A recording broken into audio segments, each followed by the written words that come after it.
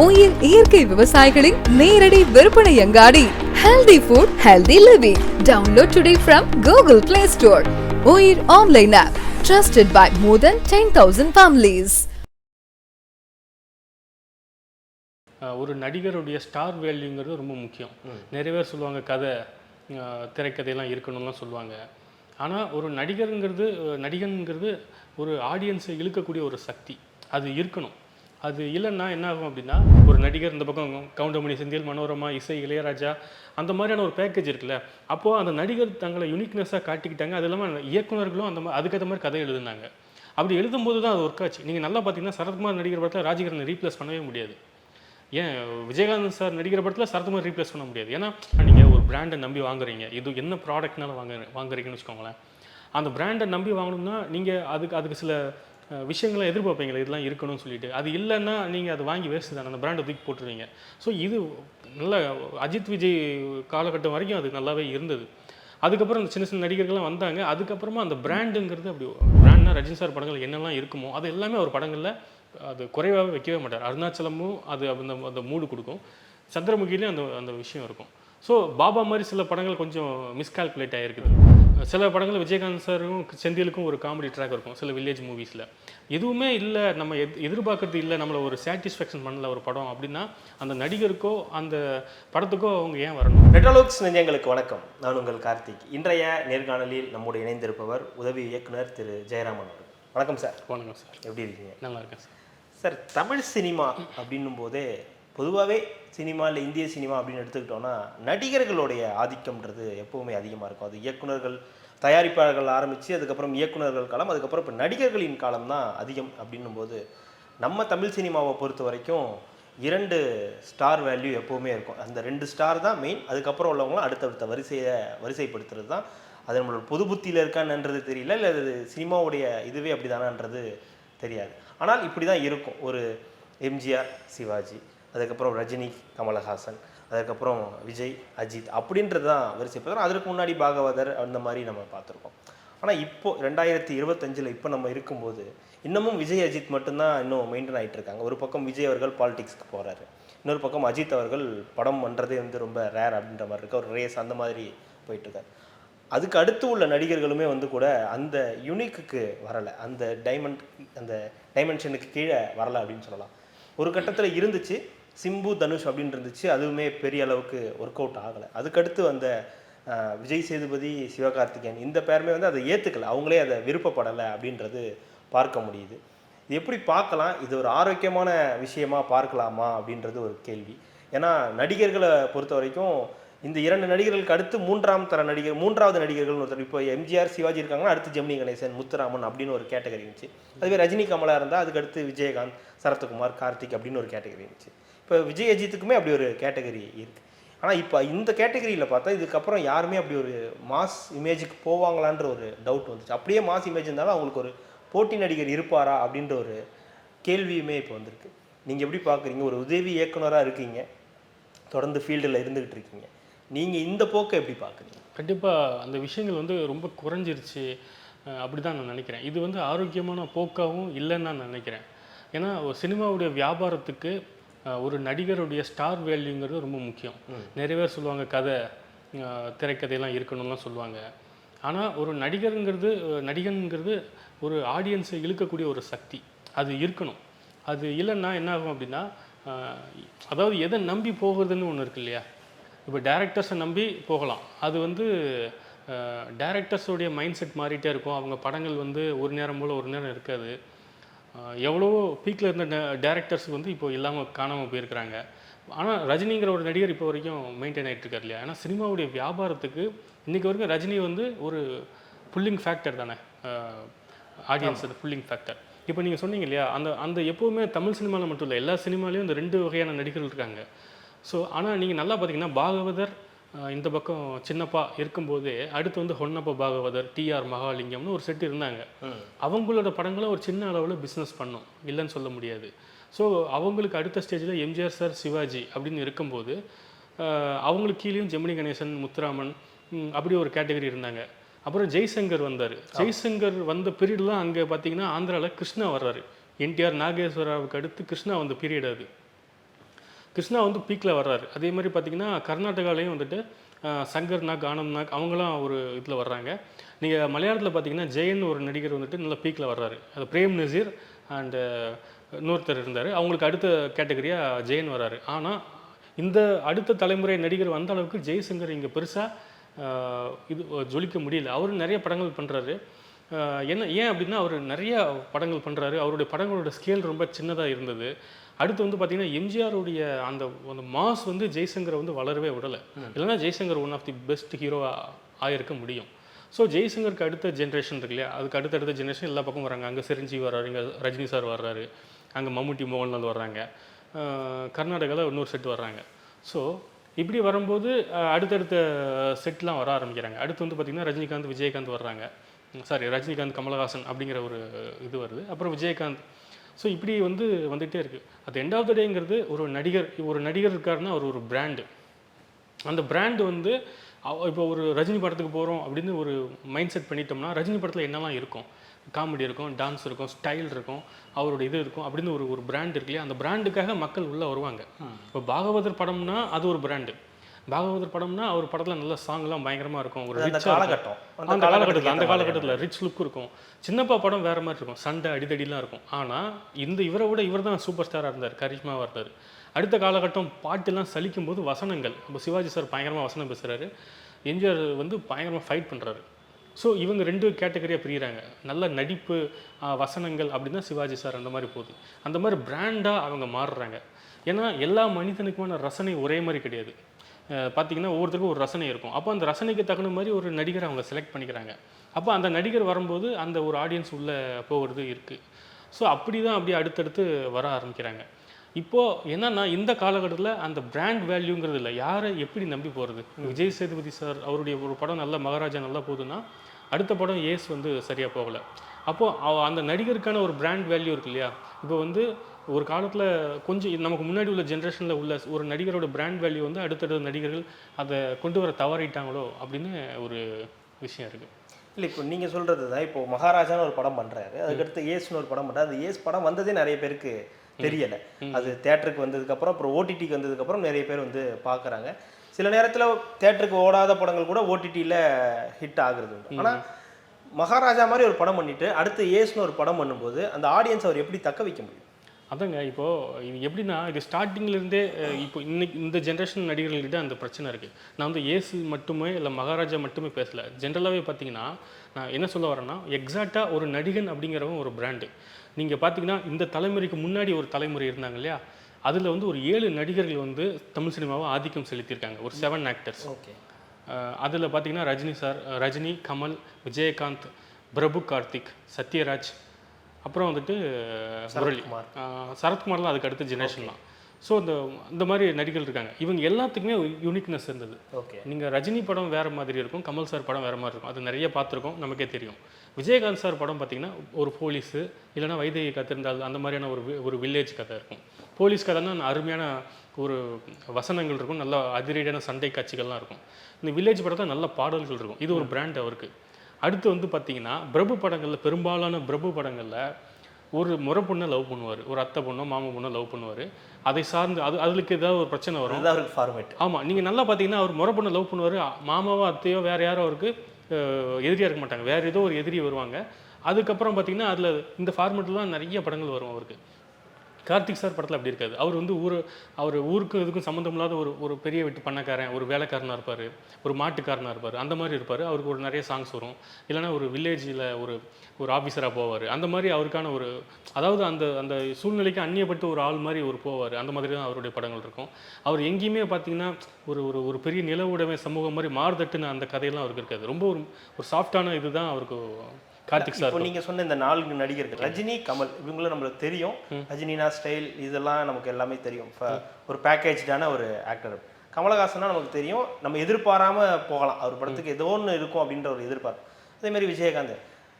இப்போ இப்போ அது இல்லைன்னு நினைக்கிறீங்களா? கண்டிப்பாக இல்லைங்க. அது என்னன்னா, அப்போ எல்லாத்துக்குமே பிராண்ட் இருந்துச்சு. இப்போது சண்டேலே பார்த்தீங்கன்னா சரத்குமார் சண்டை வேறு மாதிரி இருக்கும், அதிரடியாக இருக்கும். நம்ம விஜயகாந்த் சண்டை வேறு மாதிரி இருக்கும். ராஜகிரனுக்குன்னு ஒரு வேல்யூ இருந்தது, அடித்து உடச்சி தூக்கி போடுவார், அந்த மாதிரியான ஒரு இது இருக்கும். ஏன்னா இப்போ நான் என்ன சொல்கிறேன்னா, ஒரு நடிகர் இருக்காருன்னா நீங்கள் ஷுவராக நம்பி அவங்க படத்துக்கு போகிறதுக்கான காரணம் என்னென்னா, இப்போ ராஜகிரன் சார் படமே வந்துருன்னு வச்சுக்கோங்களேன், ஒரு 3 படம் பெரிய ஹிட் ஆச்சு. இப்போ அவருக்குன்னு ஒரு பயங்கரமான ஒரு டெப்த்தான சென்டிமெண்ட்டான படம் இருக்கும், கதைகள் இருக்கும். அந்த மாதிரி நல்ல இளையராஜா சாருடைய சாங்ஸ் இருக்கும், ஒரு அதிரடியான 2 ஃபைட் இருக்கும், ஒரு பேத்தாஸ் சாங் பயங்கரமாக இருக்கும். ஸோ இந்த மாதிரி ஒரு பேக்கேஜ் இருக்கு இல்லையா, அந்த பேக்கேஜை வந்து ஒரு போஸ்டரை பார்க்கும்போதே ஒருத்தவங்களுக்கு தெரியும். நீங்கள் ஒரு போஸ்டர்லேயே போட்டிருப்பாங்க, இந்த பக்கம் ஒரு நடிகர், இந்த பக்கம் கவுண்டமணி, செந்தில், மனோரமா, இசை, இளையராஜா, அந்த மாதிரியான ஒரு பேக்கேஜ் இருக்குல்ல. அப்போது அந்த நடிகர் தங்களை யூனிக்னஸாக காட்டிக்கிட்டாங்க. அது இல்லாமல் இயக்குநர்களும் அதுக்கேற்ற மாதிரி கதை எழுதுனாங்க. அப்படி எழுதும்போது தான் அது ஒர்க் ஆச்சு. நீங்கள் நல்லா பார்த்தீங்கன்னா சரத்குமார் நடிகர் படத்தில் ராஜகிரனை ரீப்ளேஸ் பண்ணவே முடியாது. ஏன் விஜயகாந்த் சார் நடிக்கிற படத்தில் சரத்குமார் ரீப்ளேஸ் பண்ண முடியாது. ஏன்னா டோட்டலாகவே அது ஒரு பிராண்டாக மாற்றிட்டாங்க. எப்படி நம்ம இந்த பேண்டிங் ஷாம்பு வேறு, இந்த கிளினிக் ப்ளஸ் வேறு, டவ் வேறுன்னு இருக்கோ, அந்த மாதிரி தனித்தனி பிராண்டாக மாறிட்டாங்க. இல்லை நீங்கள் அந்த 7 நடிகர்கள் சொன்னீங்க, அதில் முரளிக்கு என்ன யூனிக்னஸ்? முரளி வந்து எப்படின்னா ஒரு கருப்பான நடிகன், ஆனால் அதிரடியான ஆள் கிடையாது. ஒரு இன்ஃபீரியாரிட்டி காம்ப்ளெக்ஸ் இருக்கக்கூடிய ஒரு இன்ட்ரோவர்ட்டான ஒரு கேரக்டர். ஒரு காலேஜுக்கு போகிறாருன்னா எல்லாரும் ஒரு மாதிரி இருப்பாங்க, இவர் வந்து எதையும் லவ்வாக சொல்ல மாட்டார், ஒரு மென்மையான ஒரு கருப்பான ஒரு பையன் அப்படிங்கிற மாதிரியான ஒரு இது இருக்கும். ரொம்ப லவ்வபுளான ஒரு ஆள். மேக்ஸிமம் இந்த லவ் படங்கள் தான் அவர் நிறைய பண்ணியிருப்பாரு. அவர் நடித்த ஆக்ஷன் ஃபிலிம்ஸ் கூட பெரிய ரொம்ப கம்மி, ஆக்ஷன் படங்கள் ஓடல. இரணியன் மாதிரியான படங்கள் கூட ரொம்ப ஒர்க் ஆகல. ஒரு மாதிரி அது லவ் பேட்டர்னில் அந்த ஒரு லவ் ப்ராப்ளத்தை டீல் பண்ணுற மாதிரி தினந்தோறும் அந்த மாதிரியான கரெக்டான ஸ்கிரிப்ட் செலக்ட் பண்ணுவார் அவர். தினந்தோறும் நாகராஜ் சார்லாம் சொல்லியிருக்காரு அதை பற்றி. ஸோ அவருக்கு என்ன வருங்கிறது அவரால் உணர்ந்து அந்த ஆடியன்ஸ் அவரால் தக்க வச்சுக்க முடிஞ்சது. இப்படி அடுத்து பார்த்தீங்கன்னா இப்போ கார்த்திக் பிரபு, சத்யராஜ் சார் பார்த்தீங்கன்னா அவருக்கு ஒரு யூனிக்னஸ், அவருக்கு ஒரு டீம் இருக்கும், கோயம்புத்தூர் டீம் இருக்கும். ஆர் சுந்தரராஜன் சாரோ இல்லை மணிவண்ணன் சாரோ டேரக்டர்ஸாக இருப்பாங்க. இப்போ அவர் கீழே அவர் கவுண்டமணி கண்டிப்பாக இருப்பார் மேக்ஸிமம். இவங்க 2 பேர் லொல்லு பேசுறது அந்த மாதிரிங்கிறது ஒரு விஷயம் தனியாக ஒரு ட்ராக் ஓடிட்டு இருக்கும், ஒரு சின்ன கதையாடல் இருக்கும். அது அருமையாக போச்சு. நீங்கள் வால்டர் வெற்றிவேல் மாதிரியான வேறு இதில் கூட கவுண்டமணி அங்கே இருப்பார். ஸோ அந்த மாதிரியான ஒரு பேட்டர்ன் ஒன்று இருக்கும் அவர் சத்யராஜ் சாருக்குன்னு சொல்லிட்டு. இப்போ அவரை நம்பி போகலாம், அந்த மாதிரி அவர் படம் தான் இப்படி தான் இருக்கும், ஜாலியாக போயிட்டு என்ஜாய் பண்ணிட்டு வரலான்னு. இன்னொரு விஷயம் பார்த்தீங்கன்னா அன்றைக்கெல்லாம் படங்கள் நிறைய வரும் இல்லையா, ஒரு வருஷத்துக்கு 30 படம் 40 படம் வரும்னா, தீபாவளிக்கே 10-11 படத்துக்கு. ஆமாம், அதில் இவங்களும் போட்டி போட வேண்டியிருக்கும். இப்போ வந்து ஒரே 7 நடிகர்களோட படமும் ஒன்றா கூட ரிலீஸ் ஆகும். அப்போது என்னென்னா எதுவுமே ஃபெயிலியர்னு ஒரு ரேட் வராது. அவங்க அதுக்காக ஒர்க் பண்ணாங்க டேரக்டர்ஸ்லாம். ஸோ இந்த படம் பார்த்தவங்க அதையும் பார்ப்பாங்க. அந்த மாதிரியான ஒரு இது இருந்தது. அப்போது நான் என்ன சொல்கிறேன்னா, நீங்கள் ஒரு பிராண்டை நம்பி வாங்குறீங்க, இது என்ன ப்ராடக்ட்னால வாங்குறீங்கன்னு வச்சுக்கோங்களேன். அந்த பிராண்டை நம்பி வாங்கணும்னா நீங்கள் அதுக்கு சில விஷயங்களை எதிர்பார்ப்பீங்களா, இதெல்லாம் இருக்கணும்னு சொல்லிட்டு. அது இல்லைன்னா நீங்கள் அதை வாங்கி வேஸ்ட்டு தானே, அந்த பிராண்டை தூக்கி போட்டுருவீங்க. ஸோ இது நல்ல அஜித் விஜய் காலகட்டம் வரைக்கும் அது நல்லாவே இருந்தது. அதுக்கப்புறம் இந்த சின்ன நடிகர்கள்லாம் வந்தாங்க. அதுக்கப்புறமா அந்த பிராண்டுங்கிறது அப்படி டோட்டலாக இல்லாமல் போயிடுச்சு. இப்போ யார் வேணாலும் இந்த இந்த இந்த இந்த இந்த படத்தில் இவர் தான் நடிக்கணும் இல்லை, இவரை தூக்கிட்டு வேறு யார் வேணாலும் நடிக்க வைக்கலாம். அதாவது ஒரு நிலை ஏற்பட்டுருச்சு. இவர் இல்லைனா அது தாக்கம் கிடையாது, இவர் நடிச்சிருந்தா அந்த படம் ஓடி இருக்குன்ற மாதிரி அப்படிலாம் கிடையாது. இப்போ யார் வேணாலும் யார் படத்தில் வேணாலும் நடிக்கலாம் அப்படிங்கிற ஒரு, நீங்கள் அஜித் சார் விஜய் சார் படத்திலே கூட பார்த்தீங்கன்னா ஒரு நல்ல ஒரு இருக்கும். நீங்கள் அஜித் சார் படத்தில் பார்த்தீங்கன்னா பழைய ரஜினி சார் பேட்டர்ன் மாதிரி பொண்ணுக்கு பின்னாடி அலைய மாட்டார், அந்த மாதிரி ஒரு மாதிரி இருக்கும். இவர் படங்கள் லவ் விஷயங்கள்லாம் இருக்கும். ஸோ அது இவங்களே கொஞ்சம் தனித்தனியாக பிரிச்சுக்கிட்டு கரெக்டாக பண்ணாங்க. நீங்கள் அதே கூட ரீப்ளேஸ் பண்ண முடியாது. அடுத்து சூர்யா சார், விக்ரம் அவங்களாம் வந்தாங்க. அதுக்கப்புறம் அது கொஞ்சம் கொஞ்சமாக அந்த ஹீரோவுடைய பிராண்ட் இமேஜுங்கிறது டவுன் ஆக ஆரம்பிச்சிருச்சு. ஒரு பக்காவான பிராண்டாக வளரல. இப்போ விக்ரம் சார், சூர்யா சாருக்கே என்ன ஒரு குழப்பம்னா, ஒரு மாஸ் படத்தில் நடிப்பாங்க, டக்குன்னு ஒரு ஆக்டிங் மூவிலாம் நடிப்பாங்க. அதை தான் நான் கேட்க வந்தேன். சொல்லுங்கள். விஜய் அஜித் 2 பேருமே வந்து நம்ம ரஜினி கமலுக்கு அப்புறம் பார்த்த ஒரு வித்தியாசமான காம்பினேஷன். அது என்னன்னா 2 பேருமே மாஸ் மூவிஸ் தான் பண்ணுவாங்க. கண்டிப்பாக ஆக்டிங் ஓரியன்டான மூவிஸ் அஜித் சார் அவர்கள் பண்ணிட்டு இருந்தாரு. ஆனால் அது காலகட்டத்தில் ஒரு கட்டத்தை நிறுத்திட்டார், அவர் பெருசாக பண்ணுறது இல்லை. வரலாறுக்கு அப்புறம் அவர் அந்த மாதிரி நம்ம அவர்கிட்ட படம் எதிர்பார்க்க முடியாது. விஜய் அவர்கள் தொடர்ந்து ஒரு ஆக்ஷன், அப்படி எப்போ திருமலை நடித்தாரோ அதுக்கப்புறம் ஆக்ஷன் ஹீரோவாக தான் அவர் வந்து இருக்கார். இதற்கு அடுத்து வர ஜென்ரேஷன் இருக்குல்ல, இப்போ விஜய் அஜித்துக்கு கீழே வரக்கூடிய நடிகர்கள்னும் போது சூர்யா அவர்களுடைய சமீபத்திய படம் வரைக்குமே கூட பெரிய குழப்பம் இருக்கோ அப்படின்றது அவரோட படம் பார்க்கும்போது நமக்கு தோணுது. அது உண்மைதானா? இல்லை, அவங்க சூர்யா சாருக்கு அதான் சொல்கிறேன் இல்லைங்க, நான் வந்து அவருக்கு ஒரு யூனிக்னஸ் இருக்கு இல்லையா? கண்டிப்பாக இருக்குது. சூர்யா சாருக்குலாம் இருக்குது. இப்போ வந்து ஒரு ஜென்ரேஷன் வந்து பார்த்தீங்கன்னா காக்க படம் பார்த்துட்டு அவருக்கான ஃபேன்ஸாக மாறுறாங்க. வாரணமாயிரம் பார்த்து 6 பேக் வைக்கிறாங்க. அந்த மாதிரி அவருக்கான ஒரு வித்தியாசமான கதை, அதில் முடிஞ்ச அளவுக்கு ஒரு மாஸ் காட்டுறது ஒரு மாதிரி ஒன்று வந்துட்டு இருந்தாங்க. பட் பேரழகன் மாதிரியான ஒரு பேரலாக வேற ஒரு முயற்சியும் அவர் பண்ணுறாரு. அதுக்கு அந்த ஆடியன்ஸ் எவ்வளோ வரவேற்பு கொடுக்குறாங்கன்னு தெரியல. அந்த மாதிரி 2 ட்ராக்லையும் விக்ரம் சார் அந்த மாதிரி தான். அந்த மாதிரி ஒரு பக்கம் பார்த்தீங்கன்னா மாஸ் மூவிஸ் கொடுக்குறாரு. அவர் கொடுத்த மாஸ் மூவிஸ் வந்து தில் துல் அதெல்லாம் பார்த்தீங்கன்னா ரொம்ப சாமிலாம் ரொம்ப பீக்கில் இருந்தது. அப்போ அடுத்த பெரிய ஸ்டாராக வர வேண்டியது அடுத்தடுத்து என்ன பண்ணுறாருன்னா ஒரு மாதிரி ஒரு சோதனை முயற்சிகளாக அந்த மாதிரி சில படங்கள் கொடுக்குறாரு. அது வந்து என்னென்னா ஒரு பெரிய மாஸ் ஆடியன்ஸை ஈர்க்காது அது. அதாவது ரசிகர்களை நான் சொல்கிறேன், ஒரு ஆண் ரசிகர்கள் வர்றாங்க, அவங்க சும்மா ஜஸ்ட் பார்ப்பாங்களே தவிர அவங்களுக்கு அந்த மாஸ் எலமெண்ட்ஸ் வேணும்னு நினைக்கும் போது அது இருக்காது.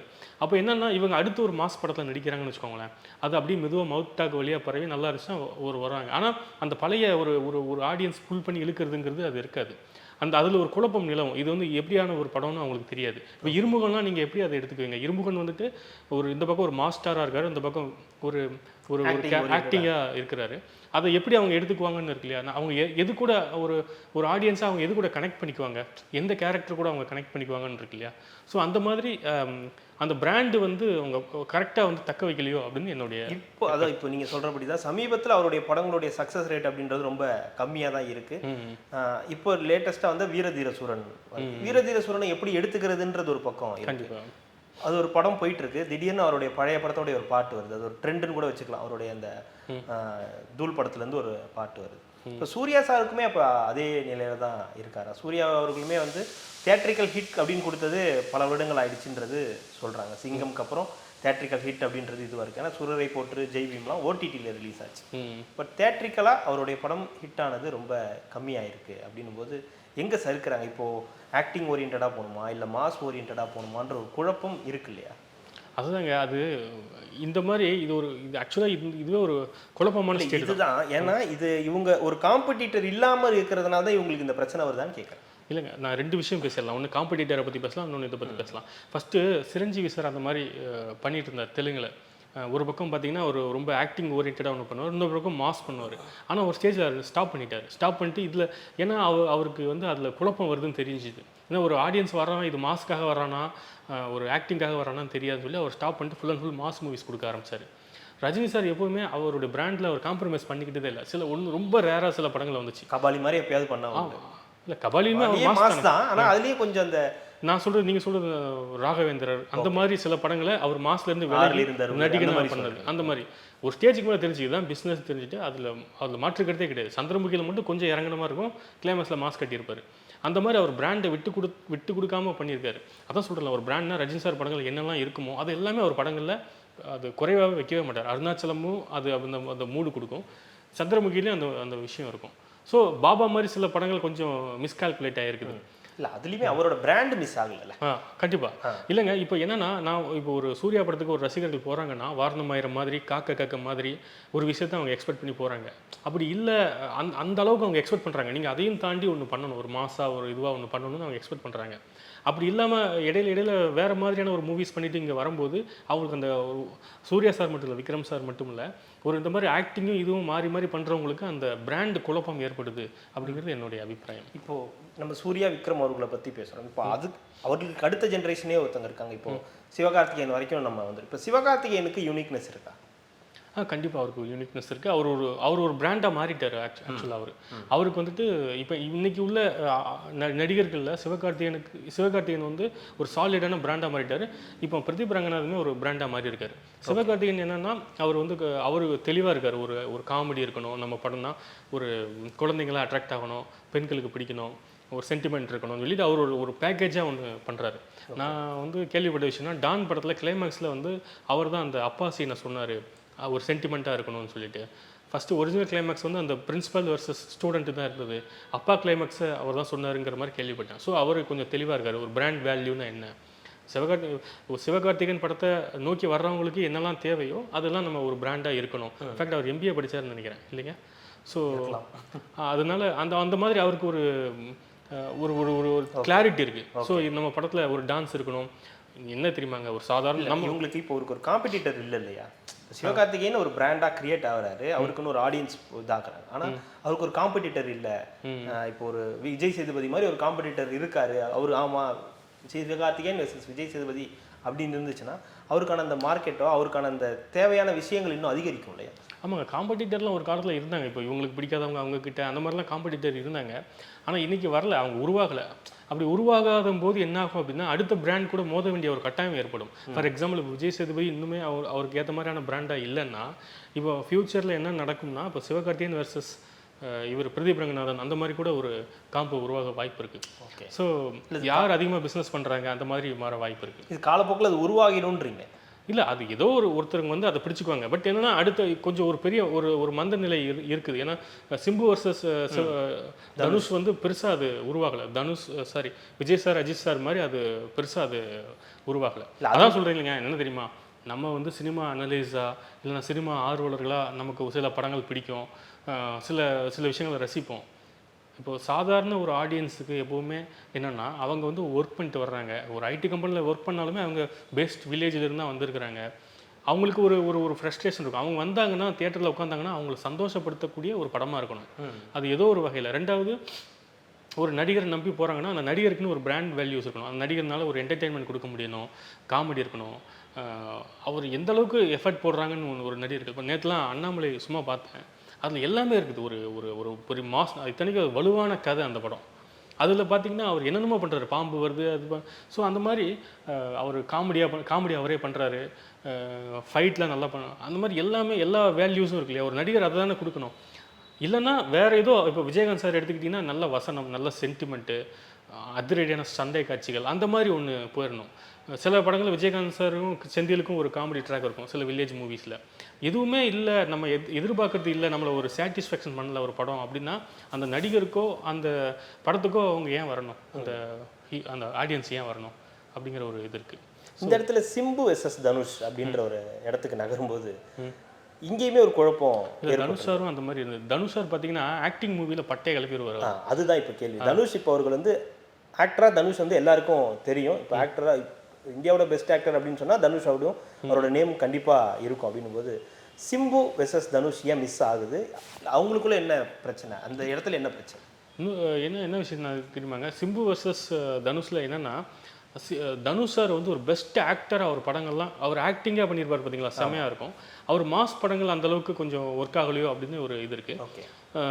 சிம்பு சாருக்குமே நல்ல படங்கள்லாம் வந்துட்டுருக்கு. என்ன பிரச்சனைனா சரியான இயக்குநர்கள் இல்லை. முன்னாடி எஸ்பி முத்துராமன் சார் இருந்த மாதிரி 2 பேர்த்தையுமே பூஸ்டப் பண்ணுற மாதிரியான ஒரு இயக்குநர்கள் இல்லை. அது ரெண்டுமே ஆல்மோஸ்ட் வேறு ட்ராக்கில் போன மாதிரி தோணுது. பட் என்னென்னா இன்னும் காலம் இன்னும் முடியலை. இன்னுமே ஃப்யூச்சரில் சிம்பு சாரோட நல்ல ப்ராஜெக்ட்ஸ்லாம் இருக்குது. ஸோ தனுஷ் சாரோட நல்ல ப்ராஜெக்ட்ஸ் இருக்குது. ஃப்யூச்சர்லேயுமே இந்த மாதிரி ஒரு காம்போ, அந்த அஜித் விஜய் மாதிரி ஒரு இது அந்த விஷயத்துக்கு அவங்க வர்றதுக்கு வாய்ப்பு இருக்குது. பட் தனுஷார்ட்ட அந்த குழப்பம் வந்து இருக்கும். இப்போ வந்து பட்டாசுக்குன்னு ஒரு ஆடியன்ஸ் போகிறாங்க, அசுரனுக்கும் ஆடியன்ஸ் போகிறாங்க. ஆனால் நான் சொல்கிறது, நீங்கள் அவங்களோட ரசிகர்கள் போகிறாங்களே தவிர ஜென்ரல் பொதுமக்கள் வந்துட்டு பட்டாசை எப்படி பார்க்குறாங்க அப்படின்னு நமக்கு தெரியாது. அதுக்கு இனிஷியலாக ஒரு குரூப் போகிறாங்க இல்லையா. இப்போ ரஜினி சார்ட்ட அந்த சாலிடான ஒரு விஷயம் இருந்தது. அந்த பொதுமக்களுமே சேர்ந்து ஃபஸ்ட் நாள் அதில் இந்த படத்தில் இனி ஏமாற்றமே இருக்காது அப்படின்னு சொல்லி போகிற ஒரு ஆள் இருக்கிறாங்க இல்லையா, அந்த மாதிரியும் இருந்தாங்க. பட் தனுஷார் வந்து பார்த்திங்கன்னா அவருடைய பாத்தை மாற்றிடக்கூடாது. நல்ல அருமையான பாத்து அவரோடது. இப்போது வந்து அவர் ஒரு மாஸ் படம் பண்ணுறாரு, ஒரு நல்ல ஆக்டிங் மூவி பண்ணுறாரு, நல்ல ஒரு இது இருக்குது. இதுதான் இப்போது இது மாதிரி தான் இதுக்கு போகும் அப்படின்னு நம்ம எதிர்பார்க்க முடியும். அப்படி சொல்ல முடியாதுங்க. நான் ஒரு விஷயம் மட்டும் தெளிவாக சொல்லுவேன். அந்த 7 நடிகர்கள் சொன்னேன் இல்லையா, அந்த மாதிரி பிராண்ட் வேல்யூவான நடிகர்கள். நான் ஒரு நடிகர்களை வரிசைப்படுத்துகிறேன், நீங்கள் சொல்லுங்கள். இப்போ சூர்யா அவர்கள் இருக்கார், விக்ரம் இருக்கார், கார்த்திக் இருக்காரு, சிவகார்த்திகேயன் இருக்காரு, பிரதீப் ரங்கநாதன் இருக்காரு, அப்படின்னு நம்ம நிறைய சொல்ல போனால் இவங்களுக்குலாம் ஒரு பிராண்ட் இருக்கு, எல்லாருக்குமே இருக்கு. இவங்களை அடுத்த ஜென்ரேஷன்ல ஒரு பிராண்டா யாருமே. இப்போ கவின் இருக்காரு, கவினும் கண்டிப்பாக புதுசாக வந்து கவின் வராரு. அப்படின்னும் போது இவங்க எல்லாருக்குமே ஆடியன்ஸ் வந்து எப்படி பார்க்குறாங்கன்னு ஒரு விஷயம் இருக்கு. நீங்கள் சொன்ன மாதிரி ரஜினியோ கமலோ விஜயோ அஜித்னா நம்பி போவாங்க, ஏதோ ஒரு விஷயம் இருக்கு. ரெண்டாவது அவங்களுக்குலாம் அந்த புல்லிங் கெப்பாசிட்டி இருக்குது. இவங்களுக்கெல்லாம் எப்படி போகிறாங்கன்ற ஒரு கேள்வி இருக்குல்ல, இவங்களை எப்படி பார்ப்பாங்கன்னு ஒரு கேள்வி வரும் இல்லையா. அதாங்க, இப்போது நான் சமீபத்தில் ஒரு படம் பார்க்க போனேன். அந்த படத்துக்கு வந்து ஒரு ஆடியன்ஸ் வந்திருக்காங்க. அந்த நடிகருடைய முந்தின படம் வந்து நல்லா போயிருந்துச்சு, ஒரு ஃபேமிலி ஆடியன்ஸாக போயிருந்தது. இந்த படம் சுமார் தான் இருந்தது. பட் அந்த ஆடியன்ஸுக்கு அது பிடிக்கல. இன்னும் அவனுடைய படம் மாதிரி இல்லை, அந்த படம் நல்லா இருக்குன்னு நம்பி வந்தால் இது வேறு மாதிரி இருக்குது, ஒரு சரியான திருப்தி இல்லை அப்படிங்கிற கன்சிஸ்டன்சி இல்லை. அந்த கன்சிஸ்டன்சி இல்லை. இப்போது அதுதான் விஷயம். இப்போ நம்ம ஒரு நடிகராக முன்னாடி என்ன பண்ணுவாங்கன்னா, ஒரு படத்தில் நடிப்பாங்க, ஆடியன்ஸோட பல்ஸ்லாம் பார்ப்பாங்க, எதெல்லாம் நம்மகிட்ட இருந்து அவங்களுக்கு பிடிக்குது, இதில் என்னெல்லாம் பிடிக்குதுன்னு எடுத்துக்கிட்டு இதெல்லாம் பிடிக்கலன்னு ஓரம் கட்டிட்டு அடுத்த படத்தில் அதை பூஸ்ட் பண்ணுவாங்க. அதுக்கு அடுத்த படத்தில் பூஸ்ட் ஆகிட்டே இருக்கும். அப்படியே வந்து அவங்களுடைய மார்க்கெட் வேல்யூ அப்போ அவங்க மேலே ஒரு பிராண்டடான நம்பிக்கை வரும். இப்போ பாக்யராஜ் படங்கள்னா அவங்களுக்குன்னு ஒரு நம்பிக்கை இருக்கும். ஸோ ஒரு ஃபேமிலி சென்டிமெண்ட் இருக்கும், ஒரு அருமையான திரைக்கதை இருக்குன்னு சொல்லி ஒரு பிராண்ட் வேல்யூ உருவாகும். அப்படி தான் எல்லாருக்கான பிராண்டு உருவாகும். அந்த பிராண்டு உருவாக்குறதுக்கான அந்த விஷயங்கள் இப்போ இல்லை, நடிகர்கள்ட்டையும் இல்லை, இயக்குநர்களும் அந்த மாதிரி பிராண்டை கிரியேட் பண்ணுற மாதிரி இல்லை. ஏன்னா அவங்க ஒரு நல்ல கதை பண்ணணும், அதை அவங்கள மட்டுமே குறை சொல்ல முடியாது இல்லையா, நடிகர்களை மட்டுமே நம்ம குறை சொல்ல முடியும். ஆமாம், குறை சொல்ல முடியாதுங்கிறதுல அவங்கள உருவாக்கிக்கணும். ரெண்டாவது இயக்குநர்கள் வந்துட்டு அதுக்கேற்ற மாதிரி கதை பண்ணி அவங்கள பிராண்டை கிரியேட் பண்ணுற மாதிரி இல்லை.